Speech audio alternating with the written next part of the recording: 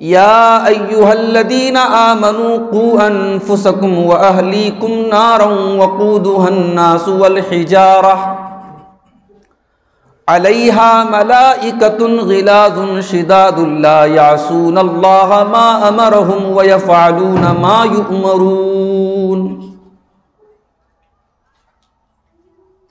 मोहतरम उलमाए किराम, बुजुर्गों और दोस्तों, नौजवान साथियों, इस्लामी माँ और बहनों, प्यारे बच्चों,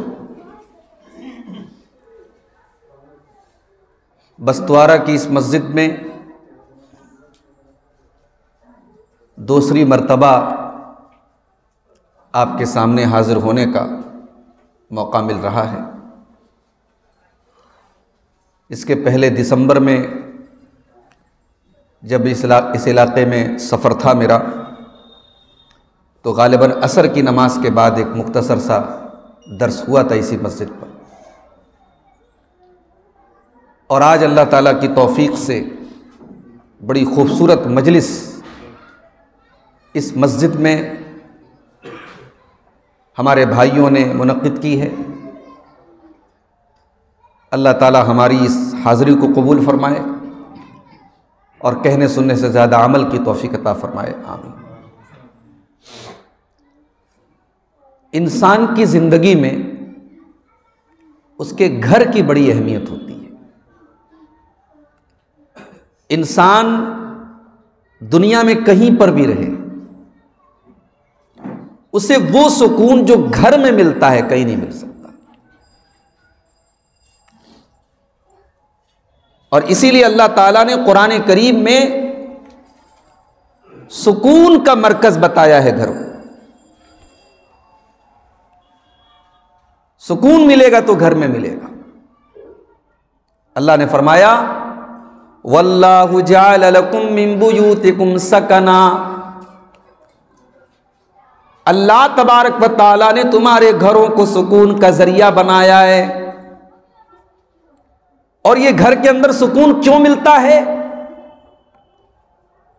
क्योंकि सुकून पहुंचाने वाली सारी चीजें घर में हैं। मोहब्बत करने वाली मां घर में है, बचपन से लेकर जवानी तक उंगली पकड़ के चलने वाला बाप घर में है, शादी के बाद सुख और दुख में साथ देने वाली बीवी घर में है, अपनी मुस्कुराहट से घर को रोशन करने वाले मासूम बच्चे घर में हैं। और इसीलिए जब हम घर बोलते हैं तो घर का मतलब बिल्डिंग नहीं होता, घर का मतलब ईंट और गारे की बनी कोई इमारत नहीं होती।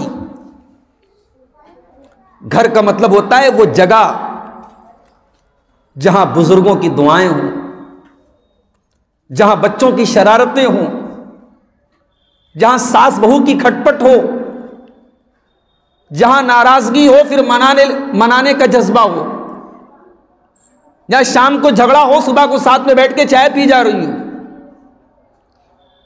जहां नोक झोंक की कड़वाहट भी हो और मोहब्बतों की मिठास भी हो। घर बनता है इन सब चीजों से मिलकर के। और इसीलिए अल्लाह के प्यारे नबी सल्लल्लाहु अलैहि वसल्लम ने फितनों के दौर में हमें और आपको घर के अंदर अपना वक्त ज्यादा से ज्यादा गुजारने का हुक्म दिया। अल्लाह के नबी फरमाते, तूबा लिमन मलक लिसानहु व वसिअहु बैतुहु। तूबा लिमन मलक लिसानहु व वसिअहु बैतुहु। काबिल मुबारकबाद है वो इंसान जो अपनी जुबान को कंट्रोल कर ले, अपनी जुबान को काबू में कर ले। व वसिअहु बैतुहु, और उसका घर उसके लिए काफी हो जाए। जब फितने का दौर आ जाए, जब बुराइयों का दौर आ जाए, जब शरारतों का दौर आ जाए, तो वो इंसान अपने घर को ज्यादा से ज्यादा टाइम देता हो। और किसी इंसान से उसका घर अगर छिन जाए तो ये अल्लाह का बहुत बड़ा अजाब है। इंसान अपने घर से बेघर हो जाए, यह अजाब है। यहूदियों ने अल्लाह के रसूल के साथ गद्दारी की, मुसलमानों के साथ गद्दारी की। अल्लाह ने हुक्म दिया कि यहूदियों को उनके घरों से निकाल दो। और जब यहूदी अपने घर से निकाले जा रहे थे, अल्लाह ने नक्शा खींचा कुरान के 28वें पारे में, वल्लज़ी अखरजल्लज़ीन कफरू मिन अहलिल किताब मिन दियारिहिम लिअव्वलिल हश्र। अल्लाह ही की जात है जिसने यहूदियों को और अहले किताब के काफिरों को उनके घरों से निकाला। आगे फरमाया युखरिबून बुयूतहुम बिअयदीहिम व अयदिल मुमिनीन। वो यहूदी जब अपने घर से जा रहे थे, अपनी खिड़कियों को तोड़ के जा रहे थे, अपने दरवाजों को तोड़ के जा रहे थे, अपने सामान को बर्बाद कर रहे थे। ये कितना बड़ा अल्लाह का अजाब था कि वो अपने ही हाथ से अपने घर को और अपनी गृहस्थी को तबाह कर रहे थे। घर का तबाह होना ये अल्लाह का अजाब है मेरे भाई। और इसीलिए शरीयत ये कहती है कि आप जब तक अपने घर की इस्लाह नहीं करेंगे, समाज की इस्लाह नहीं कर सकते। इसलिए कि समाज बनता है घरों से। अगर समाज को हम एक इमारत मान लें तो जैसे इमारत में अगर कमजोर ईंट रहेगी, इमारत ढह जाएगी, गिर जाएगी। अगर घरों के अंदर दीन नहीं होगा, घरों के अंदर इस्लाम नहीं होगा, घरों के अंदर शरीयत पर अमल नहीं होगा, तो जाहिर है समाज की इस्लाह नहीं हो सकती। और इसीलिए अल्लाह के नबी ने हर घर के गार्जियन के बारे में फरमाया कुल्लुकुम राइउन व कुल्लुकुम मसऊलुन अन रइयतिही। तुम में से हर इंसान जिम्मेदार है और उसकी जिम्मेदारी के बारे में कल कयामत के दिन उससे पूछा जाएगा। औरत से पूछा जाएगा, तू घर में रहती थी, तेरी जवान बेटी घर में थी, उसकी जिम्मेदारी तेरे ऊपर थी, वो कहां जाती थी, किससे बातें करती थी, किससे मिलती थी, तुझे हिसाब देना होगा। बाप से पूछा जाएगा, तू 4-4 बेटों का बाप था, 4-4 बेटियों का बाप था, तू बड़ा नेक था, बड़ा नमाजी था, बड़ा दीनदार था, तेरे बच्चे गलत रास्ते पर जा रहे थे, तेरी बेटियां गलत रास्ते पर जा रही थी, तू क्या कर रहा था।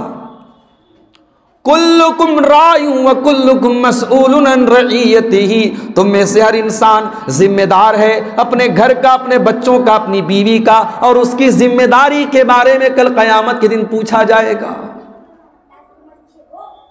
भाई हमारी जिंदगी में हमारे परिवार की बड़ी अहमियत होती है। हम शादी में जाते हैं तो सोचते हैं कि पूरी फैमिली के साथ दावत मिल जाए, फैमिली को भी हम शादी में लेके जाए, शरीक करें।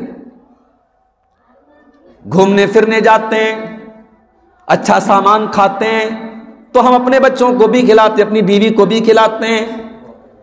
अपने परिवार से, अपने घर वालों से हर इंसान मोहब्बत करता है।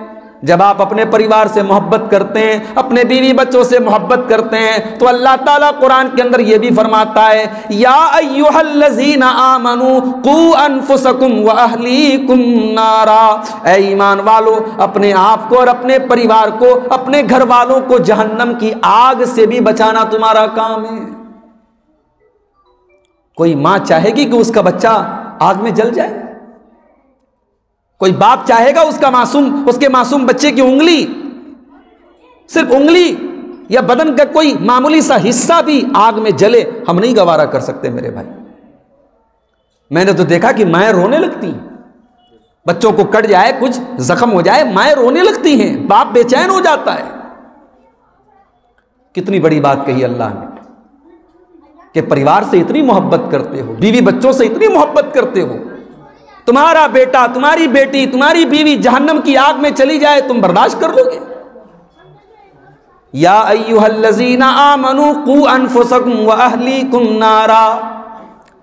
ऐ ईमान वालों, अपने आप को और अपने घर वालों को उस आग से बचाओ जो पेट्रोल और डीजल से नहीं जलेगी, जो लकड़ी से नहीं जलेगी, जो कोयले से नहीं जलेगी।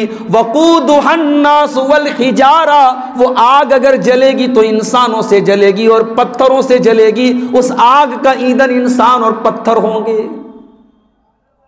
उस आग से हमें और आपको अपने परिवार को बचाना है मेरे भाई। हजरत नूह अलैहिस्सलाम को देखिए, 950 साल तक तबलीग करते हैं, थोड़े से लोग उनके ऊपर ईमान लाते हैं। अल्लाह हुक्म देता है कि नूह अलैहिस्सलाम कश्ती बनाइए। हजरत नूह अलैहिस्सलाम कश्ती बना लेते हैं। अल्लाह हुक्म देता है कि नूह अलैहिस्सलाम आप अपने परिवार को और अपने साथ ईमान लाने वालों को भी अपनी कश्ती में सवार कर लीजिए। नूह अलैहिस्सलाम अपनी कश्ती में अपने बच्चों को और अपने बीवी को, अपने खानदान को, अपने घर वालों को और अपने साथ ईमान लाने वालों को कश्ती में दाखिल करते हैं, मगर उनके परिवार के 2 लोग उस कश्ती में सवार नहीं होते। एक उनकी बीवी और एक उनका बेटा जिसका नाम कनान था। नबी हैं हजरत नूह अलैहिस्सलाम, इस दुनिया के सबसे पहले रसूल हैं और आदम अलैहिस्सलाम के बाद हम कह सकते हैं नबी हैं। 950 साल तक तबलीग का काम करते हैं, अल्लाह के बंदों को समझाने बुझाने का काम करते हैं, मगर उनकी बीवी उनके ऊपर ईमान नहीं लाई, उनका एक बेटा उनके ऊपर ईमान नहीं लाया। सारे लोग कश्ती में सवार हो गए, ये दोनों लोग नहीं सवार हुए। फिर अल्लाह ने ज़मीन को हुक्म दिया, ज़मीन के अंदर से पानी निकलने लगा। आसमान को हुक्म दिया, आसमान से पानी बरसने लगा, हर तरफ पानी ही पानी हो गया। फिर अल्लाह ने हज़रत नूह अलैहिस्सलाम की कश्ती को हुक्म दिया और वो कश्ती हज़रत नूह अलैहिस्सलाम को और ईमान वालों को लेकर चलने लगी। नूह अलैहिस्सलाम जब कश्ती में सवार हुए, अपने बेटे से उन्होंने कहा, या बुनय्या इरकम माना, ऐ मेरे बच्चे तू भी हमारी कश्ती में सवार हो जा। देखो, उनको पता है कि मेरा बेटा मेरे ऊपर ईमान नहीं लाया, मगर बाप थे ना, बाप। बेटा जितना भी नाफरमान हो जाए, बाप अपने बेटे का बुरा नहीं चाहता। बेटा डूब जाए, बेटा खत्म हो जाए, बेटा बर्बाद हो जाए, ये बाप कभी नहीं चाहेगा। हजरत नूह अलैहिस्सलाम ने कहा, बेटा मेरी कश्ती में आ जा। क़ाल सआवी इला जबलिन यासिमुनी मिनल मा। बेटा कहता है कि अब्बा जान मैं किसी पहाड़ के ऊपर चला जाऊंगा, जब तूफान आएगा, जब पानी आएगा, मैं किसी पहाड़ पे चला जाऊंगा। मेरी चिंता न करें, मेरी फिक्र न करें, मुझे आपके साथ नहीं जाना है। क़ाल ला आसिमल यौम मिन अम्रिल्लाह। हज़रत नूह अलैहिस्सलाम कहते हैं, मेरे बच्चे आज अल्लाह का अज़ाब आने वाला है, और जब अल्लाह का अज़ाब आएगा तो कोई पहाड़ भी तुझे नहीं बचा पाएगा, कोई पहाड़ तुझे नहीं बचा पाएगा। और अभी नूह अलैहिस्सलाम अपने बेटे से बातचीत कर ही रहे थे, उसको समझाने की कोशिश कर ही रहे थे। कुरान कहता है, वहाल बैनहुमल मौजु फकान मिनल मुग़रक़ीन। दोनों बाप बेटों के दरमियान पानी का थपेड़ा आता है, पानी की मौज आती है और नूह अलैहिस्सलाम के बेटे को बहा के लेके चली जाती है, और एक बाप की आंखों के सामने उनका बेटा डूब जाता है। नूह अलैहिस्सलाम का बेटा डूब गया। अब हजरत नूह अलैहिस्सलाम अल्लाह की बारगाह में दुआ करते हैं, ऐ मेरे परवरदिगार, तूने वादा किया था तू मेरे परिवार को बचाएगा, मेरे अहलो अयाल को बचाएगा। इन्नब्नी मिन अहली, ऐ अल्लाह मेरा बेटा भी तो मेरे परिवार में से था, मेरे अहलो अयाल में से था, मेरी फैमिली में से था। ऐ अल्लाह मेरा बेटा तो मेरी आंखों के सामने डूब गया। अल्लाह ने फरमाया, या नूह इन्नहु लैसा मिन अहलिक इन्नहु अमलुन गैरु सालिह। ऐ नूह, वो तेरा बेटा तो था मगर वो तेरे परिवार में से नहीं था। ऐ नूह, वो तेरा बेटा तेरे परिवार में से नहीं था, तेरे अहले बैत में से नहीं था। इन्नहु अमलुन गैरु सालिह, क्योंकि उसका अमल खराब था, उसका किरदार सही नहीं था, उसका कैरेक्टर सही नहीं था। जब उसका किरदार सही नहीं था तो वो नबी के घर का बेटा कैसे हो सकता है। एक पैगंबर को भी अपने बच्चे की फिक्र थी मेरे भाई। क्या हमें और आपको अपने परिवार की फिक्र नहीं होनी चाहिए? क्या हमारी और आपकी जिम्मेदारी नहीं बनती है कि हम और आप अपने घरों की इस्लाह करें और हम ये देखें कि हमारे घर के अंदर दीनदारी है कि नहीं है, हमारे घर के अंदर इस्लाम पर अमल हो रहा है कि नहीं हो रहा है। हमारी जिम्मेदारी है कि हम इस चीज को देखें मेरे भाई। और एक बहुत बड़ी गलतफहमी जो बैठी हुई है हमारे और आपके दिमागों में, उसको भी आप दूर कर लीजिए। गलतफहमी ये बैठी है कि साहब दीन पर चलने दीन पर चलना बहुत मुश्किल काम है। दीन पर चलेंगे तो दुनिया को छोड़ना पड़ेगा, रोजी रोटी को छोड़ना पड़ेगा, बिजनेस नहीं कर सकते, पैसा नहीं कमा सकते, अच्छा मकान नहीं बना सकते। किसने कहा भाई आपसे, किसने कहा आपसे कि दीन पर चल करके पैसा नहीं कमा सकते? सहाबे किराम सब गरीब नहीं थे, सब फटे पुराने कपड़े पहनने वाले नहीं थे, सब रूखा सूखा खाने वाले नहीं थे। सहाबा में ऐसे सहाबा भी थे जो अरबपति थे। अब्दुर्रहमान इब्न औफ रजी अल्लाह ताला अन्हु करोड़पति आदमी थे। अल्लाह के नबी के दामाद और तीसरे खलीफा उस्मान गनी रजी अल्लाह ताला अन्हु मदीना के सबसे पैसे वाले लोगों में से थे। अल्लाह के प्यारे नबी के चचा हजरत अब्बास इंतकाल करते तो करोड़ों की प्रॉपर्टी अपने घर वालों के लिए छोड़ के जाते हैं। हलाल तरीके से, जायज तरीके से उन्होंने बिजनेस किया, कारोबार किया, मेहनत की और अल्लाह ने उनको बहुत नवाजा। तो दीन पर चलने से आपकी दुनिया भी ठीक होगी, यह बात आप नोट कर लीजिए। अल्लाह ने कुरान के 14वें पारे में फरमाया, मन आमिला सालिहम मिन ज़करिन औ उन्सा व हुवा मुमिनुन फलनुहयिन्नहु हयातन तय्यिबा। जो भी मर्द या औरत नेक अमल करेगा इस हाल में कि वो ईमान वाला होगा या वो ईमान वाली होगी। अल्लाह के यहां नेक अमल बगैर ईमान के और बगैर तौहीद के बेकार है। आप बहुत नेक अमल कर रहे हैं, 5 टाइम नमाज पढ़ रहे हैं, हर साल हज कर रहे हैं, हर महीने उम्रा कर रहे हैं, करोड़ों अल्लाह की राह में खर्च कर रहे हैं, अगर आपके अंदर तौहीद नहीं है, आपके अंदर ईमान नहीं है, आपकी सारी नेकी अल्लाह ताला के यहां जीरो है, जीरो। बगैर ईमान के अल्लाह ताला के यहां नेकी का कोई मतलब ही नहीं है।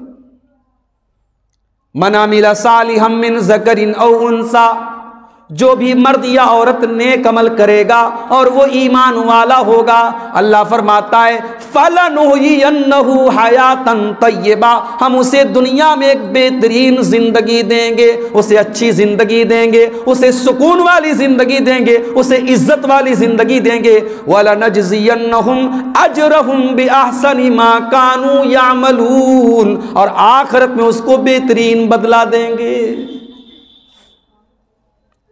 तो पहले तो अपने दिमाग से ये कीड़ा निकाल दीजिए कि साहब दीन पर अमल करके हम दुनिया अच्छी नहीं बना सकते। कुरान करीम का 2 पारा उठाओ, अल्लाह एक दुआ हमको सिखाता है, रब्बना आतिना फिद दुनिया हसनतम व फिल आखिरती हसनतम व क़िना अज़ाबन नार। बड़ी जामे दुआ है। हज करने वाला हाजी, उम्रा करने वाला इंसान जब खाने काबा का तवाफ करता है तो रुकने यमानी और हजरे अस्वद के दरमियान भी इसी दुआ को पढ़ने का हुक्म दिया गया। इस दुआ में हमने क्या मांगा, रब्बना आतिना फिद दुनिया हसना, ऐ परवरदिगार तू दुनिया में भी हमको भलाई अता फरमा और आखिरत में भी तू हमको भलाई अता फरमा और जहन्नम के अजाब से हमको बचा ले। तो पहले तो दिमाग में ये बिठा लीजिए कि दीनदारी से दुनिया आपके हाथ से जाएगी नहीं, बल्कि दुनिया और अच्छी हो जाएगी। और भाई ये दुनिया कितने दिन हमारा साथ देगी? आज हैं हम और कल नहीं रहेंगे। आज हमारे पास जमीन है, जायदाद है, प्रॉपर्टी है, सब ठाट पड़ा रह जाएगा जब लाद चलेगा बंजारा। जाओ कब्रिस्तान में जाके देखो, अपने दौर के करोड़पति, अपने दौर के अरबपति, अपने दौर के बादशाह आज मिट्टी के नीचे दफन है और कोई पुरसाने हाल नहीं है। दुनिया तो आपकी यहां काम देगी, दुनिया की दौलत यहां काम देगी, बाल बच्चे आपका यहां साथ देंगे, लेकिन दीनदारी आपको कब्र में भी साथ देगी और कल कयामत के दिन भी साथ देगी। कल कयामत के दिन ना बीवी आपके काम आएगी, ना बच्चे आपके काम आएंगे, ना दोस्त अहबाब आपके काम आएंगे। अल्लाह ने कुरान में नक्शा खींचा, यौम यफिरुल मरउ मिन अखीहि व उम्मिही व अबीहि व साहिबतिही व बनीहि लिकुल्लि इम्रिइन मिनहुम यौमइज़िन शानुन युग़नी। कयामत के दिन इंसान अपनी माँ को देख करके भागेगा, अपने बाप को देख करके भागेगा, अपनी बीवी को देख करके भागेगा, अपने बच्चों को देख करके भागेगा, अपने परिवार को देख करके भागेगा। भाई बीवी बच्चों के लिए ही इंसान सब कर रहा है ना। लेकिन अगर आप दीन पर नहीं हैं, आपकी ज़िंदगी में दीनदारी नहीं है, तो ये बाल बच्चे कल क़यामत के दिन आपके काम नहीं आएंगे मेरे भाई। तो दीनदारी तो बहुत ज़रूरी है। अब सवाल ये है, और जो मेरी तकरीर का आज का टॉपिक है, कि हमारे और आपके घरों के अंदर दीनदारी कैसे पैदा हो, हमारे घर के अंदर इस्लामी माहौल कैसे पैदा हो, हमारे घर के अंदर बरकत कैसे पैदा हो, हमारे घर के अंदर रहमत कैसे पैदा हो। तो एक बात याद रखिए, इमारत अगर मजबूत बनानी है तो बुनियाद मजबूत होनी चाहिए। अगर आपको घर के अंदर दीनदारी लाना है तो घर की बुनियाद मजबूत होनी चाहिए। घर की बुनियाद अल्लाह के दीन पर होनी चाहिए, अल्लाह के तकवा पर होनी चाहिए। अफमन अस्सस बुनियानहु अला तक़वा मिनल्लाह, जो इंसान अपने घर की बुनियाद अल्लाह के तकवा पर रखता है, क्या वो बेहतर है या जो जहन्नम की आग के ऊपर अपने घर की बुनियाद रखता है वो बेहतर है?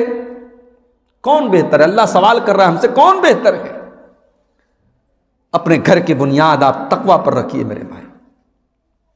और घर के अंदर अगर दीनदारी लाना चाहते हैं तो पहली चीज, दीन को सीखिए, दीन को समझिए और दीन पर अमल कीजिए।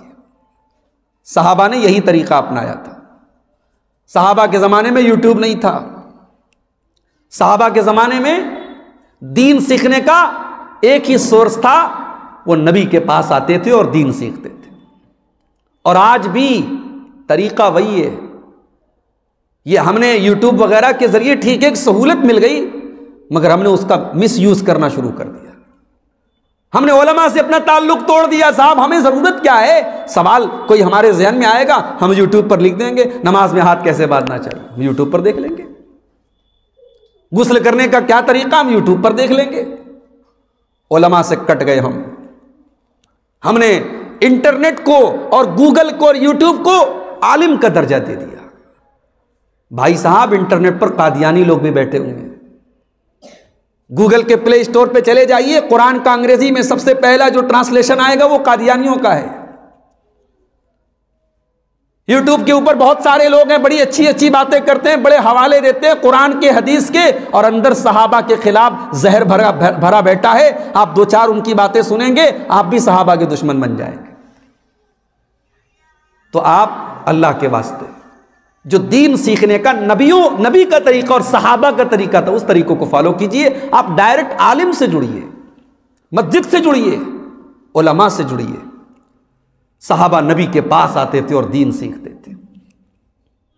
और हमारे यहां एक और बात की कमी है कि साहब हम सुनते तो हैं, मगर हम लोग एक कान से सुनते हैं, दूसरे कान से उड़ा देते हैं। बड़ी अच्छी तकरीर सुनी, बड़ी बात बड़े दिल को लगी, मौलाना साहब ने बड़ी अच्छी तकरीर की, हम तारीफ करके बैठ गए। साहब अमल तो करना नहीं है।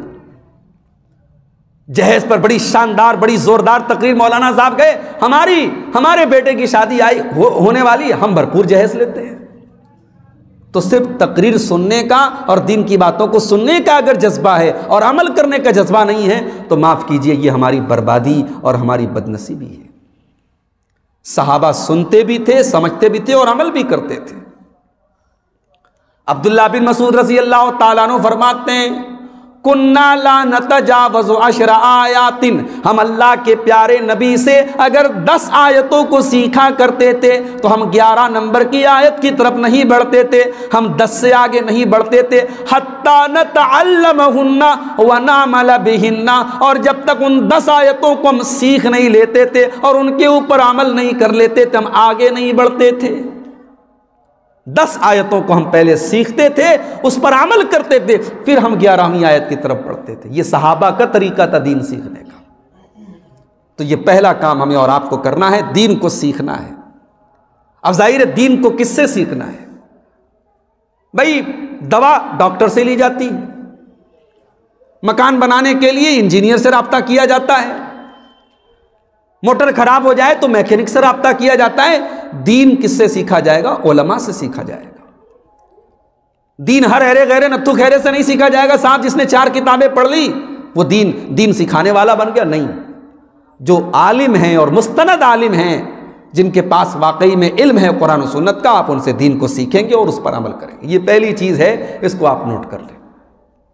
दूसरी चीज, घर की अगर इस्लाह करनी है तो घर तो बनता है घरवाली से, घर बनता है औरतों से। और इसीलिए कुरान में अल्लाह ताला ने 2 जगह पर अहले बैत का लफ्ज इस्तेमाल किया और दोनों जगह अल्लाह ने औरतों के लिए अहले बैत का लफ्ज इस्तेमाल किया है। सूरह हूद के अंदर अल्लाह ने फरमाया, जब हजरत इब्राहीम अलैहिस्सलाम के घर पे फरिश्ते आते हैं और उनसे ये कहते हैं कि इब्राहीम आपको बेटा होने वाला है इसहाक नाम का।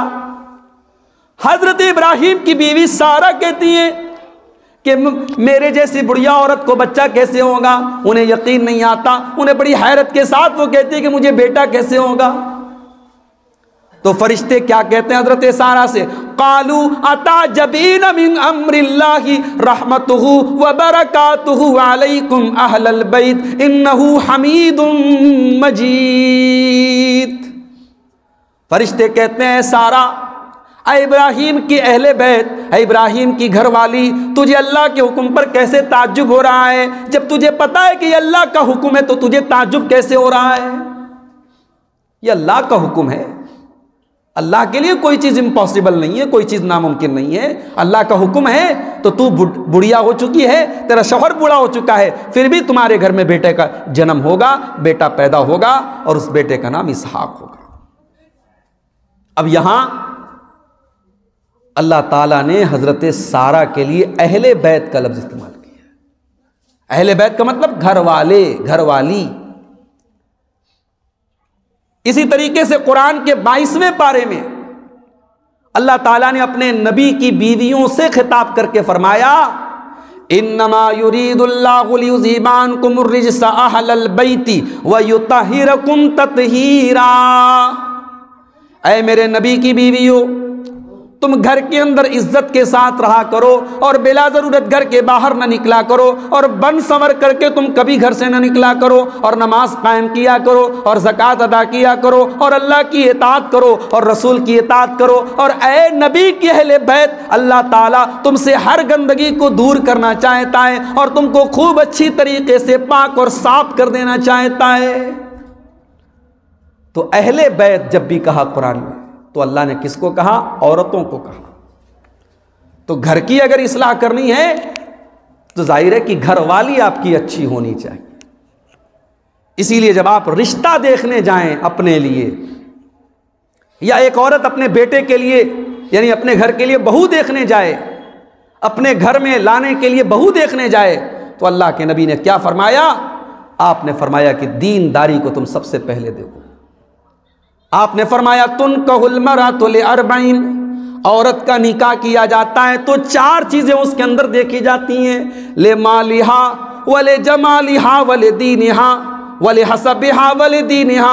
माल देखा जाता है, यहूदी माल देखते थे, यहूदी लालची थे ना, यहूदी लालची थे। और आज हम लोग भी, अल्लाह के रसूल ने कहा था तुम अपने से पहले के लोगों के नक्शे कदम पर चलोगे, हम चल रहे हैं। हमारे पास अगर 2 रिश्ता आ रहा हमारे बेटे के लिए, एक लड़की पढ़ी लिखी है, दीनदार है लेकिन गरीब है, दूसरी लड़की खूबसूरत बहुत है, पैसे वाले घर की है, दीनदारी का आता पता नहीं, हम किसको तरजीह देंगे भाई? जरा दिल पर हाथ रख के बताओ, किसको तरजीह देते हैं हम? बबूल का पेड़ बो करके हम आम नहीं खा सकते मेरे भाई। जब हमने अपने घर के रिश्ते की बुनियाद दीनदारी पर नहीं रखी है तो फिर हमें इस बात का शिकवा करने का कोई हक नहीं है कि हमारी बहू तो बड़ी लड़ाई झगड़ा करती है और सास से बदतमीजी करती है और शौहर की बात नहीं मानती है और ये करती है वो करती है। तूने बहू का चेहरा देखा, तूने बहू के घर का पैसा देखा, तूने मिलने वाला जहेज देखा, तूने दीन कब देखा? अल्लाह के नबी फरमाते हैं कुछ लोग माल देखते हैं, यहूदी माल देखते थे, वले जमालिहा, और कुछ लोग खूबसूरती देखते हैं, ईसाइयों क्या खूबसूरती देखी जाती थी, वले हसबिहा, और कुछ लोग खानदान और बिरादरी देखते हैं, अरब के अंदर बिरादरी और खानदान की बड़ी अहमियत थी, वले दीनिहा, और अल्लाह के नबी ने फरमाया कुछ लोग दीनदारी देखते हैं। आपने 4 चीजें बयान कर दी जो समाज में चलता है, 4 चीज आपने बता दी। माल चलता है, जमाल चलता है, खानदान चलता है, दीन चलता है। अल्लाह के नबी ने मना नहीं किया कि आप खूबसूरत लड़की से शादी मत करो, मना नहीं किया अच्छे खानदान में शादी करो, मना नहीं किया पैसे वाली लड़की से शादी करो। नबी ने फरमाया फज़फर बिज़ाति दीन, तरजीह अगर दो, प्राथमिकता अगर दो, प्रायोरिटी अगर दो तो दीनदार को दो। माल ना हो चलेगा, खूबसूरती थोड़ी कम हो चलेगा। आज ये भी बहुत बड़ा मसला है। किसी की लड़की अगर खूबसूरती के मामले में थोड़ी 19 है, भाई अल्लाह पैदा करने वाला बनाने वाला तो अल्लाह है ना, इंसान के इख्तियार में तो नहीं है ना। कोई गोरा है, कोई सांवला है, कोई का किसी का रंग दबा है, किसी के चेहरे पर। मैंने तो ऐसे, अगर किसी लड़की के हाथ पर एक सफेद मामूली सा दाग है, बेचारी जिंदगी पर बैठी रह जाती है, कोई शादी नहीं करता। डॉक्टर चिल्लाते चिल्लाते थक गए कि ये सफेद दाग की बीमारी कोई मुताद्दी बीमारी नहीं है, बच्चों को नहीं होगी। मगर नहीं साहब, एक मामूली सा हाथ का दाग होता है, लड़कियों की जिंदगी बर्बाद हो जाती है। किसी का अगर हाइट कम है किसी लड़की की, लोग आकर के देखते हैं सब अच्छा है, घर जाके कहते यार सब तो ठीक था, लड़कियां की हाइट बड़ी कम थी। अरे भाई क्यों आप ये स्टैंडर्ड क्यों बनाया आपने? पैदा करने वाले हम नहीं हैं। अगर दीनदारी है तो खूबसूरती से थोड़ा कंप्रोमाइज कर लो, थोड़ा हाइट से कंप्रोमाइज कर लो, थोड़ा पैसे से कंप्रोमाइज कर लो। पैसा आज है कल नहीं होगा, खूबसूरती आज है कल नहीं होगी। दीन है तो मरते दम तक आपके घर में उसकी बरकत रहेगी मेरे भाई। अल्लाह के नबी ने फरमाया दीनदार औरत को अपने घर में लेके आओ। आज रिश्तों को हम रिजेक्ट कर देते हैं, दीन को कोई नहीं देखता मेरे भाई। और यही वजह है कि कितनी गरीब लड़कियां हैं आज बेचारी, उनके बाप के पास उनके लिए जहेज देने का इंतजाम नहीं है, उनकी उम्र निकल रही है, उनके लिए शादी का इंतजाम नहीं है। आज उनकी उम्र निकल रही है, वो जवानी की दहलीज को पार कर रही हैं। सोचो अगर उनसे कोई गलत काम हो गया, वो तो गुनहगार होंगी। हमारे और आप से क्या अल्लाह ताला सवाल नहीं करेगा कि हमने उन गरीब लड़कियों को और उनके घरों को इस अंजाम तक पहुंचाने में हमने क्या रोल अदा किया? इसीलिए अल्लाह के प्यारे नबी फरमाते हैं इज़ा अताकुम मिम्मन तरदौन दीनहु व खुल्क़हु फज़व्विजूह। जब तुम्हारी लड़की के लिए कोई ऐसा रिश्ता आ जाए, लड़का दीनदार है, लड़का बाअखलाक है, या तुम्हारे लड़के के लिए किसी ऐसी लड़की का रिश्ता आ जाए, लड़की दीनदार है, लड़की बाअखलाक है, फज़व्विजूह, तो अल्लाह के प्यारे नबी फरमाते हैं जल्दी से निकाह कर दो, जल्दी से शादी कर दो।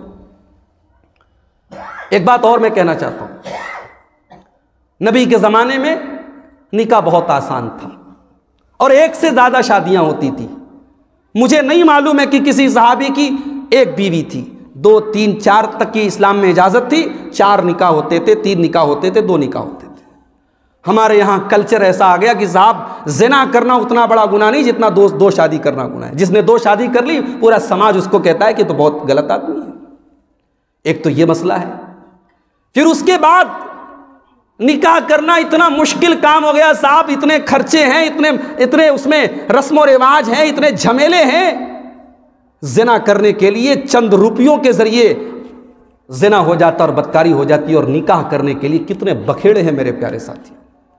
और फिर ये आप सोचिए कि नबी के दौर में बेहयाई नहीं थी, बेपर्दगी नहीं थी, सहाबा के दिल में अल्लाह का डर था, सहाबियात के अंदर शर्म व हया थी, पर्दे में निकलती थी, एक से ज्यादा शादियां होती थीं। उस दौर में जिना करना कितना मुश्किल था, और आज के दौर में जिना आसान है। निकाह के ऊपर दुनिया भर के झमेले लगा दिए गए, लड़कियां बेपर्दा और बेहया हो गईं, और फिर जज्बात को भड़काने के लिए इंटरनेट मौजूद है, फेसबुक मौजूद है, इंस्टाग्राम मौजूद है। इस दौर में बताइए, अपने दिल पर हाथ रख करके बताइए, क्या सहाबा के दौर में जिना करना ज्यादा आसान था या आज के दौर में आसान है? जब आज जिना करना आसान है मेरे भाई, तो फिर हमें निकाह को आसान बनाना पड़ेगा।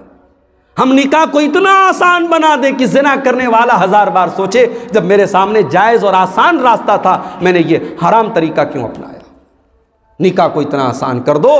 और जब फितनों का ये दौर है, बेहयाई का ये दौर है, तो अपने लड़के लड़कियों की सही उम्र पर शादी कर दो।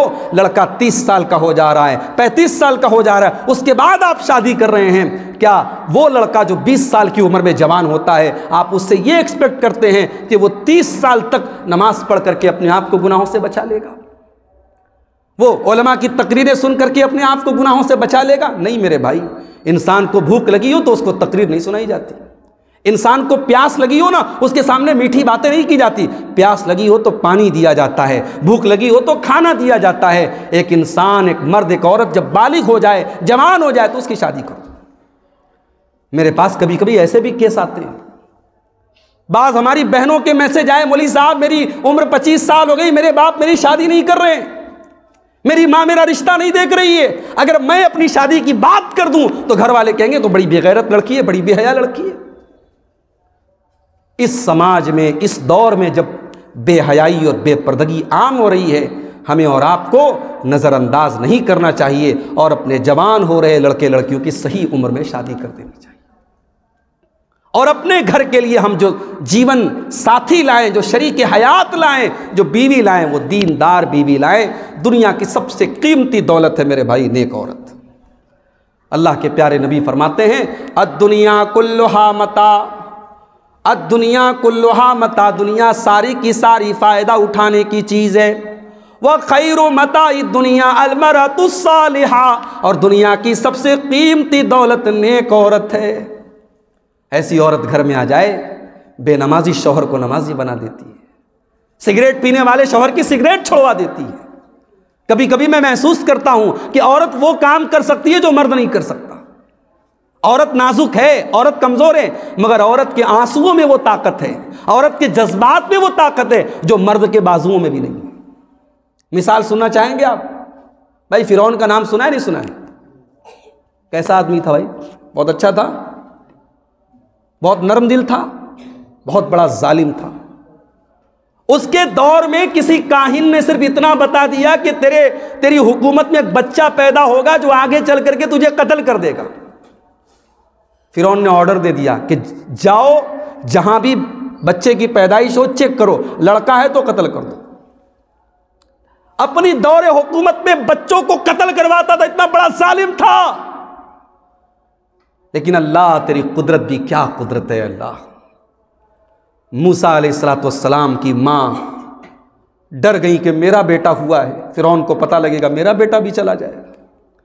अल्लाह ने कहा है मूसा, तू अपने बच्चे को दूध पिला, और दूध पिलाने के बाद तो उसको एक संदूक में रखकर पानी में डाल दे। मूसा अलैहिस्सलाम की माँ सोच भी नहीं सकती है कि अपने बच्चे को मैं पानी के हवाले कैसे करूं। भाई पानी में डालूंगी पता नहीं कहां चला जाएगा। लेकिन अल्लाह ने कहा हमारा हुक्म है कि तू दूध पिला, वह अलकीही फिल यम में, और पानी में डाल दे। मूसा अलैहिस्सलाम की माँ ने अल्लाह के हुक्म पर अमल किया। अमल करना आसान नहीं था, माँ का कलेजा धक धक कर रहा था। एक तरफ जालिम बादशाह का डर है और दूसरी तरफ अल्लाह कह रहा है पानी में डाल दे। लेकिन अल्लाह का हुक्म था।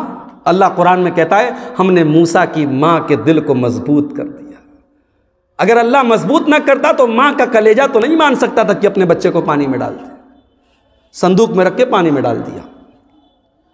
और हजरत मूसा की माँ ने अपनी बेटी से कहा, जरा पीछा कर दे कि संदूक कहाँ जाता है।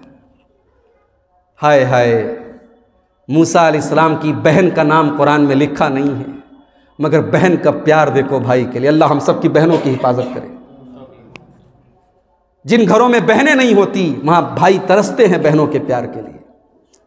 ये बहन का प्यार देखो कि अपने मासूम भाई के लिए बहन पीछे पीछे जा रही, देखो मेरा भाई कहां जा रहा है। अब ये संदूक पानी की लहरों की सैर करते करते कहां पहुंचा? फिरौन के महल के पास पहुंचा। फिरौन की बीवी ने अपने झरोके से देखा कि संदूक जा रहा है पानी में, अपनी एक नौकरानी को भेजा, जाओ देखो क्या है संदूक में। संदूक को खोला गया तो उसमें खूबसूरत बच्चा था। फिरौन की बीवी ने बच्चे को गोद में लिया। इतनी देर में फिरौन आ गया। वही फिरौन जो दुनिया का सबसे बड़ा जालिम था उस दौर में, वही फिरौन जो मासूम बच्चों को कत्ल करवा देता था। फिरौन ने देखा मेरी बीवी के गोद में बच्चा है, लड़का है। फिरौन की बीवी ने कहा, ला तक़्तुलू, ऐ मेरे शौहर, तूने बहुत सारे बच्चों को कत्ल करवाया, इस बच्चे को कत्ल मत कर। असा अन यनफ़अना अव नत्तख़िज़हु वलदा, हो सकता है ये बच्चा हमें फ़ायदा पहुँचाए, हो सकता है हम इस बच्चे को अपनी औलाद बना लें, अपना बेटा बना लें, इस बच्चे को तो कत्ल मत कर। अच्छा, एक अजीब बात बताऊँ आपको, फ़िरौन को कोई बेटा नहीं था।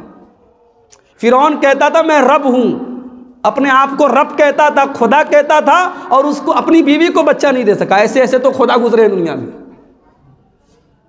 ऐसे ऐसे रब गुजरे हैं दुनिया में कि अपने आगे सजदा करवाता था और अपनी बीवी को बेटा नहीं दे सका, लावलद था, औलाद से महरूम था। तो बीवी ने जब ये कहा कि ऐ सरताज, है मेरे शौहर, इस बच्चे को तू कत्ल मत कर, तो फ़िरौन इतना बड़ा जालिम था, मगर बीवी की बात मान गया। बीवी अगर चाहे तो फ़िरौन जैसे जालिम से अपनी बात मनवा सकती है। ये अलग बात है कि आज के दौर के कुछ शौहर बेचारे फ़िरौन से भी गए गुजरे होते हैं, बड़े फ़ख्र से कहते हैं मेरी बीवी तो मेरे सामने दुम नहीं हिला सकती। तो काहे कि तुम इंसान हो, तुम जानवर का नहीं बन गए। बाज़ लोग कहते हैं ना कि मेरी बीवी, मैं घर में जाता हूं तो मेरी बीवी तो देख के डर जाती है। तो भाई साहब, आप आईने के सामने खड़े होकर के गौर कीजिए कि आप इंसान हैं भी कि नहीं है। बीवी देख करके डर जाए, ये कोई फ़ख्र की बात नहीं है। फ़ख्र की बात तो ये है कि आप घर में जाएं तो बीवी मुस्कुराने लगे, बीवी आपको देखे, उसके चेहरे पर मुस्कुराहट आ जाए, और आप बीवी को देखें, आपके चेहरे पर मुस्कुराहट आ जाए। तो दीनदार बीवी के घर में आने से घर जन्नत बन जाता है मेरे भाई। अल्लाह के नबी फरमाते हैं रहीमल्लाहु रजुलन कामा मिनल लैल, अल्लाह ताला रहमत नाजिल करता है उस इंसान के ऊपर जो रात में उठ कर के तहज्जुद पढ़ता है, क़ियामुल लैल करता है। वह ऐक़ज़म रातहु, और अपनी बीवी को भी उठाता है, और अगर बीवी इनकार कर देती है तो अपने बीवी के ऊपर पानी डाल करके उसको उठाता है। और अल्लाह ताला रहम फरमाता है उस औरत के ऊपर जो रात में उठ करके तहज्जुद की नमाज पढ़ती है और अपने शौहर को भी उठाती है, और शौहर अगर इनकार कर देता है तो शौहर के चेहरे पर पानी छिड़क देती है और उसको उठाती है। ऐसी बीवियां जब घर में आ जाए, जो फजर में अपने शौहर को उठाएं, जो शौहर को बेनमाजी से नमाजी बना दें, तो वो घर जन्नत निशान बन जाएगा। तो ये पहली चीज़ आप याद रखें कि घर में अगर आप चाहते हैं कि दीनदारी आए तो घर में नेक औरत को ले आइए। अब साहब जिनकी शादी हो गई है वो कहेंगे मौलवी साहब अब तो हमने कर ही लिया, आपने पहले तो नहीं बताया, आप तो प्रोडक्ट खरीद लिया, आप तो डिफेक्टिव माल मिल ही चुका, आप क्या करें, हम चेंज भी नहीं कर सकते, क्या करें हम। तो भाई साहब, अगर आपकी बीवी के अंदर कोई खामी है तो उसकी इस्लाह करें आप। हज़रत ज़करिया अलैहिस्सलाम अल्लाह के इतने बड़े पैगंबर हैं, उनकी बीवी ज़ुबान दराज थी, उनकी बीवी ज़ुबान दराज थी। अल्लाह ने कुरान में फरमाया व असलहना लहू ज़ौजा, हमने ज़करिया अलैहिस्सलाम की बीवी की इस्लाह कर दी, उनकी बीवी को दुरुस्त कर दिया उनके लिए। इमाम अता कहते हैं कि हज़रत ज़करिया की बीवी की ज़ुबान थोड़ी लंबी थी, ज़ुबान दराजी करती थी, अल्लाह ने उनकी बीवी की ज़ुबान को ठीक कर दिया। अल्लाह चाहेगा अगर आपकी बीवी के अंदर कोई खामी है, आप इस्लाह करने की कोशिश कीजिए, प्यार से, मोहब्बत से, और अल्लाह से दुआ कीजिए। अल्लाह चाहेगा तो आपकी उसी बीवी को आपके हक़ में रहमत बना देगा।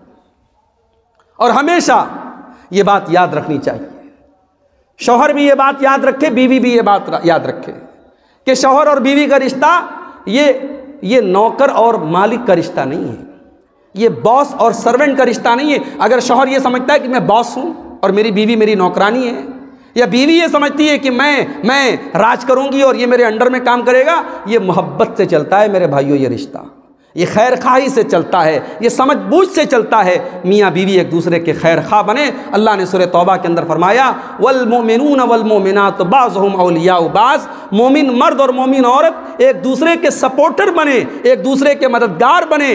यअमुरूना बिल मारूफ, नेकी का एक दूसरे को हुक्म दें, वयनहौना अनिल मुनकर, बुराई से एक दूसरे को रोकें, वयुकीमून अस्सलाह, नमाज कायम करें, वयूतून ज़कात, ज़कात अदा करें, वयुतीऊन अल्लाह व रसूलहू, और अल्लाह और उसके रसूल की इताअत करें। अगर ऐसा करेंगे उलाइका सयरहमुहुमुल्लाह, अल्लाह की रहमत उनके ऊपर नाज़िल होगी। तो साहब ये एक चीज़ हो गई, 7:15 बज गया, अभी 9 चीज़ें और बयान करने, चलिए थोड़ा शॉर्ट में निपटा देते हैं। दूसरी चीज़, घर को अगर दीनदार बनाना है, घर के अंदर नमाज का माहौल पैदा कीजिए। एक होता है नमाज पढ़ना, नमाज पढ़ना नहीं है, नमाज का माहौल पैदा करना है। माहौल कैसे पैदा होगा? इशा की अजान हो रही है, 7:15 बजे अजान होती है, 7:30 बजे जमात होती है। अजान हुई, आपने घर में वज़ू बनाया, आपके बच्चे आपको वज़ू बनाते हुए देख रहे हैं, आपके बच्चों ने अपने बाप से वज़ू का तरीका सीख लिया। फिर आप घर में सुन्नत नमाज घर में पढ़ते हैं और अल्लाह के नबी फरमाते हैं खैरु सलातिल मर्इ फी बैतिही इल्लल मक्तूबा, फ़र्ज़ नमाज के अलावा हर नमाज घर में पढ़ना चाहिए, फ़र्ज़ के अलावा हर नमाज घर में अफजल है। सुन्नत नमाज़ें आप घर में पढ़ा करें ताकि आपके घर वालों को नमाज की मोहब्बत पैदा हो। और जब ये नमाज का माहौल आपके घर में पैदा होगा मेरे भाई, तो बेहयाई नहीं पनपेगी घर में। जिस घर के लड़के और लड़कियां नमाज की पाबंदी करेंगे वहाँ बेहयाई नहीं आएगी, इसलिए कि अल्लाह का वादा है इन्नस्सलात तन्हा अनिल फ़ाहशाइ वल मुनकर, बेशक नमाज बेहयाई से और बुराई से रोका करती है, बेशक नमाज तुमको गलत कामों से रोकती है। तो आपके घर में नमाज की पाबंदी ज़रूरी है। छोटा बच्चा आपका है 6 साल का 7 साल का, आप नमाज पढ़ने के लिए जा रहे हैं, ऐसा माहौल बनाइए कि फजर की नमाज में आप उठें तो आपका गुड्डू और बबलू आपसे पहले उठ जाए। ये माहौल बनाइए आप। ये माहौल बनाइए कि फजर की नमाज में आप उठे तो आपका बच्चा भी आपकी उंगली पकड़ के आपके साथ मस्जिद में जाए। और अल्लाह के प्यारे नबी ने इसीलिए कहा था जब तुम्हारे बच्चे 7 साल के हो जाएं तो उन्हें मस्जिद में लेके जाओ, नमाज के लिए लेके जाओ, और 10 साल के हो जाएं और नमाज न पढ़े तो उनकी पिटाई करो। नमाज का माहौल अपने घर में पैदा करो मेरे भाई। और ये नमाज हमें ख्वाहिशात से बचाती है, गलत चीज़ों से बचाती है। कुरान का 16वां पारा उठाओ, सूरह मरियम के अंदर अल्लाह ताला ने अपने नबियों का जिक्र किया, अपने पैगंबरों का जिक्र किया, और नबियों का जिक्र करने के बाद अल्लाह ने फरमाया फ़ख़लफ़ मिन बादिहिम ख़ल्फ़ुन अज़ाउस सलाता वत्तबउश शहवाति फ़सौफ़ यल्क़ौन गय्या। हमारे नबियों के बाद, हमारे रसूलों के बाद ऐसे नालायक लोग आए जिन्होंने ख्वाहिशात की पैरवी की, गलत चीज़ों के पीछे पड़े और नमाज़ों को बर्बाद किया। ऐसे लोग जहन्नम में जाएंगे। तो नमाज की जहाँ नाकदरी होती है, जहाँ नमाज को छोड़ा जाता है, वहाँ पे ख्वाहिशात बेलगाम हो जाती हैं।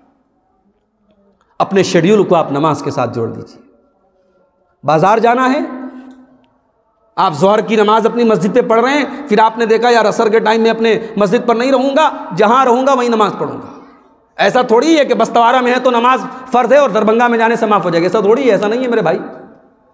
दुनिया के किसी कोने में चले जाओ, नमाज आपके ऊपर फ़र्ज़ है, किसी हाल में आप हैं। अगर आप, बाज़ ऐसे लोग भी होते हैं जो कोमा में चले जाते हैं, कोमा में चले गए, हाथ पैर कुछ भी हरकत नहीं कर रहा, लेकिन दिमाग काम कर रहा है, तो आंखों के इशारे से भी नमाज पढ़ेगा वो इंसान। वज़ू नहीं कर सकता, तयम्मुम करके पढ़ेगा, तयम्मुम की भी ताकत नहीं, उसी हाल में पढ़ेगा। इन्नस्सलात कानत अलल मोमिनीन किताबन मौक़ूता, नमाज अपने वक्त पर हर मुसलमान पर फ़र्ज़ है मेरे भाई। नमाज का माहौल पैदा कीजिए, अपने घर वालों को नमाजी बनाइए, अपनी औरतों को नमाजी बनाइए। मैं माओं से गुजारिश करूँगा कि बहाने न करें। छोटा बच्चा है, मौलवी साहब पेशाब कर देता है, पहली बार बच्चा पैदा कर रही हैं क्या आप? नबी के ज़माने में बच्चे नहीं पैदा होते थे, उस ज़माने में तो डाइपर भी नहीं था, उस ज़माने में ये सहूलतें नहीं थी जो आपके पास हैं। कि हज़रत फ़ातिमा ने हसन और हुसैन की परवरिश की कि नहीं की? हज़रत खदीजा ने 4 बेटियों को जन्म दिया कि नहीं दिया? वो औरतें नमाज भी पढ़ती थी और बच्चों की परवरिश भी करती थी। ये बहाने बंद कर दीजिए आप कि छोटा बच्चा है, पेशाब कर देता है, ये है वो है, ये बहाने बंद कर दीजिए। नमाज की पाबंदी कीजिए।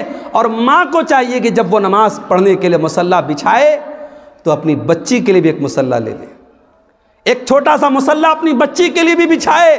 5 साल की 6 साल की बच्ची भी अपनी माँ के साथ जब खड़ी होकर के नमाज पढ़ेगी तो नमाज की मोहब्बत उसके दिल में पैदा हो जाएगी मेरे भाई। और जब नमाज की मोहब्बत दिल में पैदा हो जाएगी तो अल्लाह के प्यारे नबी फरमाते हैं व रजुलुन क़ल्बुहु मुअल्लक़ुन बिल मसाजिद, क़यामत के दिन एक ऐसा इंसान भी अल्लाह के अर्श का साया पाएगा जिसका दिल नमाज में अटका हो, जिसका दिल नमाज में लगा हो, जिसके दिल में नमाज की मोहब्बत हो। अल्लाह ऐसी मोहब्बत हम सब के दिल में पैदा फरमाते हैं। तो नमाज की पाबंदी, घर की इस्लाह करना है, ये बहुत ज़रूरी चीज़ है। तीसरा काम, घर की इस्लाह करना है तो तीसरा काम क्या करना है बोलो भाई? तीसरा काम ये है कि आप पहले अपनी इस्लाह कीजिए। बाप बेचारा नमाज ना पढ़े तो किस मुंह से वो बेटे से कहेगा कि तू नमाज पढ़? बाप अपने बेटे के सामने सिगरेट पिए तो कल बेटा जवान होने के बाद अगर सिगरेट पीता है तो बाप को शिकायत करने का कोई हक नहीं। बाप अगर अपनी औलाद के सामने गाली गलौज कर रहा है तो बेटा जाहिर है बेटे हमारी बातों से कम सीखते हैं और हमारी हरकतों से ज़्यादा सीखते हैं, बात याद रखिएगा। मैंने बास बच्चों को देखा कि बाप जैसे बैठता है घर में कुर्सी पर, बेटा वैसे ही बैठता है। बेटे को किसी ने बताया नहीं। ये जो आजकल हमारे बच्चे मोबाइल चलाते हैं ना, हम लोग रोना रोते हैं, मौलवी साहब हमारे बच्चे मोबाइल के बड़े शौकीन हो गए। वो शौकीन हुए नहीं, उन्होंने आपको देखा शौकीन होते हुए। जनाब आप घर में आए, बिस्तर पे आए, बीवी से कोई बातचीत नहीं, बच्चे से कोई बातचीत नहीं, मोबाइल लेकर के बैठ गए और रात में 2-2 बजे तक बिला वजह मोबाइल में लगे। इतना ज़रूरी है सब व्हाट्सएप पर मैसेज चेक करना, जैसे अगर छोड़ देंगे तो बिल्कुल जन्नत में नहीं जा सकते। अरे भाई साहब, रात में जल्दी सोएंगे तब आप फजर की नमाज पढ़ेंगे, रात में 2-2 बजे तक आप। अच्छा यूट्यूब आपने खोल लिया, यूट्यूब की आदत है, आपने कोई एक चीज़ यूट्यूब पर सुन ली तो वो आपसे ज़्यादा होशियार है ना यूट्यूब वाला। आपने एक चीज़ सुन ली तो उससे रिलेटेड वो 10 चीज़ें आपके सामने ले आएगा। अब आप उसके चक्रव्यूह में फंस गए, एक चीज़ देखी, फिर दूसरी चीज़ देखने लगे, फिर तीसरी चीज़ देखने लगे, टाइम का तो पता ही नहीं चलता। तो जब आपने मोबाइल को इस कदर अपने दिमाग पे बिठा लिया तो बच्चे तो आप ही को देख के सीख रहे हैं ना। इसलिए पहले अपने आप को हम नेक बनाएं, और ये सबसे बड़ा इन्वेस्टमेंट है अपने बच्चों के लिए। आपकी नेकी आपके बच्चों के लिए सबसे बड़ा इन्वेस्टमेंट है। आपकी नेकी आपके बच्चों को आपके मरने के बाद भी काम आएगी मेरे भाई। हज़रत अब्दुल्ला बिन मसूद रज़ी अल्लाह ताला अन्हु रात में तहज्जुद की नमाज पढ़ रहे हैं। उनका मासूम बच्चा सो रहा है, तहज्जुद की नमाज पढ़ रहे अब्दुल्ला बिन मसूद अल्लाह की बारगाह में आंसू बहा रहे हैं और रोते हुए अपने बच्चे की तरफ देख के कहते हैं, मिन अजलिका या बुनैया, मिन अजलिका या बुनैया, है मेरे बच्चे, तेरा बाप रात में उठ करके तहज्जुद पढ़ रहा है तेरे लिए कि कल तुझे अल्लाह ताला हर शर से महफूज रखे, तुझे बरकतों से नवाजे, तुझे जन्नत में दाखिल कर दे। तेरा बाप तेरे लिए इतनी मेहनत कर रहा है। माँ बाप की नेकी का फल उनके बच्चों को मिलेगा। कुरान करीम में अल्लाह ने फरमाया, एक बाप बहुत नेक था, बच्चों के लिए उसने खजाना दबा के रखा था अपने मकान की एक दीवार के नीचे। मकान की दीवार टेढ़ी हो गई, गिरने वाली थी। हज़रत मूसा अलैहिस्सलाम और हज़रत खज़र अलैहिस्सलाम वहाँ से गुज़र रहे थे। हज़रत खज़र ने दीवार को सीधा कर दिया। मूसा अलैहिस्सलाम ने कहा कि खज़र, आपको दीवार को ठीक करने की क्या ज़रूरत थी? आप चाहते तो पैसा ले लेते, आप चाहे तो उजरत ले लेते। हज़रत खज़र ने कहा, व अम्मल जिदारु फ़काना लिग़ुलामैनि यतीमैनि फ़िल मदीनति व कान तहतहु कन्ज़ुल लहुमा। ऐ मूसा, वो दीवार जो गिरने वाली थी वो 2 यतीम बच्चों के मकान की दीवार थी। अल्लाह ताला उन बच्चों के बाप ने उस दीवार के नीचे खजाना दबा के रखा था। अल्लाह ताला ये चाहता था कि उन बच्चों के बाप का दबाया हुआ खजाना किसी गैर के हाथ में न लग जाए, किसी गलत हाथ में न लग जाए। फ़अराद रब्बुका अन यबलुगा अशुद्धहुमा व यस्तखरिजा कंज़हुमा। अल्लाह ने मुझे हुक्म दिया कि मैं उस दीवार को गिरने न दूं, ताकि कल जब वो बच्चे जवान हो जाएं तब वो अपने बाप का खजाना हासिल कर लें। क्योंकि बाप नेक था, इसलिए अल्लाह ने नेक बाप की औलाद को बेसहारा नहीं होने दिया। अगर आप चाहते हैं कि आपके बच्चे आपके बाद बेसहारा ना हो तो आप नमाजी बन जाएं मेरे भाई, आप दीनदार बन जाएं, आप अल्लाह वाले बन जाएं। आपकी नेकी का फल आपके बच्चों को आपके मरने के बाद भी मिलेगा। और यही नहीं, कभी ट्रेन से सफ़र किया है आपने? स्लीपर का टिकट हमने बनवाया और जब मैसेज आया रेलवे का तो मैसेज में आया कि साहब आपको एसी का टिकट मिल गया। पैसा तो मैंने स्लीपर का दिया था, लेकिन मुझे एसी का टिकट कैसे मिल गया? रेलवे का एक नियम है कि अगर आपने स्लीपर का टिकट बनाया है और आपने टिकट का फॉर्म भरते वक्त आपने उस पर टिक किया है कि अगर हमने स्लीपर का टिकट बनाया, अगर एसी में जगह होगी तो सरकार या रेलवे हमको एसी का टिकट फ्री में दे देगी। ये सहूलत है रेलवे में, रेलवे आपको अपग्रेड कर देती है बगैर पैसा लिए। अल्लाह ताला के यहाँ जन्नत में भी एक सिस्टम होगा। भाई जाहिर है कि जन्नत में भी first class, second class, third class है। जन्नत में भी आला दर्जे हैं, कमज़ोर उससे कमतर दर्जे, जन्नत में भी कई दर्जे हैं। अब मान लो बाप बहुत नेक है और औलाद भी जन्नत में गई, मगर औलाद उतनी नेक नहीं है जितना नेक बाप था। ये हो सकता है कि नहीं हो सकता है कि औलाद नेकी के मामले में बाप के दर्जे तक नहीं पहुंच पाई? अब जन्नत में दोनों पहुंच गए।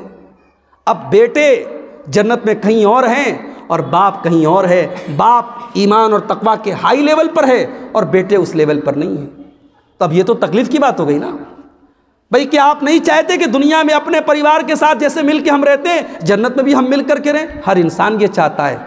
अब अल्लाह की रहमत देखो, अल्लाह कुरान में कहता है वल्लज़ीना आमनू वत्तबअतहुम ज़ुर्रिय्यतुहुम बिईमान अलहक़ना बिहिम ज़ुर्रिय्यतहुम।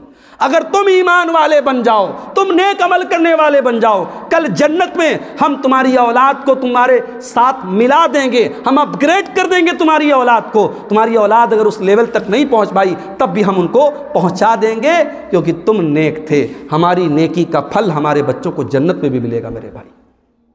तो अपने आप को नेक और दीनदार बनाएं। अगर हम अपने घर का माहौल दीनदार बनाना चाहते हैं, हमारे घर में शरीयत के खिलाफ कोई काम हो, हम रोकें, हम मना करें, हम टोकें, अपने घर से हम हर गलत चीज़ को निकालें। मुसलमान के घर में नाच गाना हो रहा है, मुसलमान के घर में म्यूजिक बज रहा है, मुसलमान के घर की लड़कियां बेपर्दा घूम रही हैं।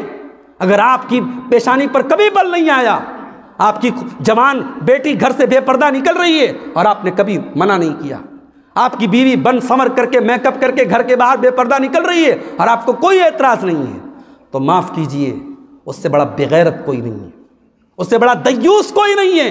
जिसकी बेटी, जिसकी बहन, जिसकी बीवी बेहया होकर के घर से निकले और बाप को कोई फ़र्क ना पड़े, भाई को कोई फ़र्क ना पड़े और शौहर को कोई फ़र्क ना पड़े। अल्लाह के नबी फरमाते हैं कि 3 लोग क़यामत के दिन ऐसे होंगे जिनके लिए जन्नत हराम है। उन 3 लोगों में एक वो इंसान भी होगा अद्दयूस अल्लज़ी युक़िर्रु फ़ी अहलिहिल खुबुस, जो अपने घर वालों के अंदर बेहयाई को बाकी रखता है और उसको कोई फ़र्क नहीं पड़ता। इसी तरीके से अच्छे साथी को आप चुनिए। आपके दोस्तों का असर आपके ऊपर पड़ता है। आपके बेटे और बेटियों की संगत किन लोगों के साथ है ये भी आप देखिए। अगर आपकी जवान बेटी बहुत पर्दे वाली है, बहुत दीनदार है, लेकिन अगर वो बेहया लड़कियों के साथ उसकी दोस्ती है तो उसका असर कहीं ना कहीं आपकी बेटी पर पड़ेगा। आपका बेटा अगर नेक और दीनदार है, लेकिन अगर वो गलत लड़कों के साथ उठेगा बैठेगा, उसके ऊपर असर पड़ेगा। और ये बात मैं नहीं कह रहा हूँ, अल्लाह के प्यारे नबी सल्लल्लाहु अलैहि वसल्लम फरमाते हैं अलमर्उ अला दीन खलीलिही, इंसान अपने दोस्त के अखलाक और अपने दोस्त के दीन को कबूल करता है, दोस्त के तरीके को इंसान एक्सेप्ट कर लेता है। और कुरान में अल्लाह ने बयान किया वयौम यअद्दु ज़ालिमु अला यदैहि यक़ूलु या लैतनी इत्तख़ज़्तु मअर रसूलि सबीला, क़यामत के दिन एक जालिम इंसान अपने हाथों को चबाएगा और कहेगा कि ऐ काश मैंने रसूल का रास्ता अपनाया होता। या वैलता लैतनी लम अत्तखिज़ फुलानन खलीला, हाय मेरी बर्बादी, ऐ काश मैंने फलां को अपना दोस्त न बनाया होता। लक़द अज़ल्लनी अनि ज़िक्रे, उसने अल्लाह के ज़िक्र से मुझे गाफिल कर दिया। तो बुरे लोगों की संगत से मेरे भाई अपने आप को बचाइए। इसी तरीके से अगर आप चाहते हैं कि घर के अंदर दीनदारी का माहौल आए तो घर में अल्लाह का जिक्र वाला माहौल पैदा कीजिए। घर के अंदर अल्लाह का जिक्र हो, सुबह की शुरुआत घर में कुरान की तिलावत से हो। आज वो औरतें मर गई, वो औरतें खत्म हो गई जो सुबह पहला काम करती थी कुरान बैठ करके पढ़ती थी। अब तो रात में सोती है तो मोबाइल लेके सोती है और सुबह उठती है तो पहले मोबाइल देखती है। मेरे भाइयों, जिस घर में अल्लाह का जिक्र ना हो वो घर मुर्दा है। अल्लाह के प्यारे नबी फरमाते हैं जिस घर में अल्लाह का जिक्र होता है वो घर जिंदा है और जिस घर में अल्लाह का जिक्र नहीं होता वो घर मुर्दा है। तो ये चंद बातें हैं घर की इस्लाह के ताल्लुक़ से। और हमारे जमील अख्तर साहब की वालदा की तबीयत बहुत ख़राब है, आप लोग दुआ करें अल्लाह इनकी वालदा को शिफा अता फ़रमाए, आफ़ियत अता फ़रमाए। और जो भी हम में से जो लोग बीमार हैं अल्लाह उनको शिफाए कामिल अजल अता फ़रमाए। घर की इस्लाह के ताल्लुक़ से ये चंद बातें मैंने आपके सामने रखी हैं। मौजू के और भी पहलू थे, लेकिन चूँकि वक्त भी अब ज़्यादा हो रहा है और आप हज़रात काफ़ी देर से यहाँ बैठे हैं, हम अल्लाह से दुआ करते हैं रब्बुल आलमीन जो बातें कही गई अल्लाह कहने वाले को, सुनने वालों को, सबको अमल की तौफ़ीक़ अता फ़रमाए। अल्लाह हमें अपने घरों का माहौल दीनदारी वाला माहौल बनाने की तौफ़ीक़ अता फ़रमाए। अल्लाह हमें अपने बच्चों की तरबियत सही और इस्लामी तरीके से करने की तौफ़ीक़ अता फ़रमाए। अल्लाह हमें अपने घर वालों की इस्लाह की तौफ़ीक़ दे। बड़ी जामे दुआ कुरान ने हमें सिखाई है, वो भी हम याद कर लें। रब्बना हब लना मिन अज़वाजिना व ज़ुर्रिय्यातिना क़ुर्रता आयुन वजअलना लिलमुत्तक़ीना इमामा। परवरदिगार हमारे बीवी बच्चों को हमारी आंखों की ठंडक बना दे और अल्लाह तो हमें मुत्तक़ियों का इमाम बना दे। ये बड़ी बेहतरीन दुआ है, इस दुआ को आप याद कर लें रखें। अपने बीवी बच्चों के लिए इस दुआ को आप पढ़ा करें। अल्लाह ताला हम सबको अमल की तौफीक अता फरमाए। आमीन। व आखिर दावाना अनिल हम्दुलिल्लाहि रब्बिल आलमीन।